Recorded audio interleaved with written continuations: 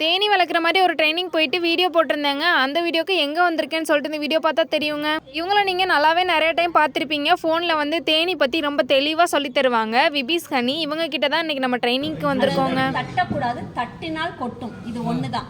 அவங்க தட்டு நாள் கொட்டுன்னு சொன்னனால அப்படியே அமைதியாக உட்காந்து வேடிக்கை பார்த்துட்டு இருந்தேங்க. அப்புறம் அப்படியே ஒரு பாக்ஸ் எடுத்து காட்டுறாங்க. 1,00,000 தேடிக்கிட்ட ஒன்றா அப்படியே இருக்குது. ஆத்தாடி ஒரு தேனியை பார்த்தாலே ஓடுமே அப்படின்னு சொல்லிட்டு பார்த்தா எல்லா தேனையும் கிட்ட வந்து காட்டுறாங்க. ஒரு தேனியுமே கையில் பிடிச்சி வேற காட்டுறாங்க. இவங்க கிட்ட ட்ரைனிங் போனதுக்கப்புறம் இந்த தேனி எல்லாத்தையும் நானே சிரிச்சுக்கிட்டு கையில் வாங்கி வச்சிருக்கேன்னா பாருங்களேன். இதை தூக்கி அப்படியே கிட்ட வச்சிருக்கப்ப அப்படியே ஃபேனை போட்டு விட்ட மாதிரி தேனி அங்கிட்டு போடுறப்ப நல்லா காத்தெல்லாம் வருதுங்க.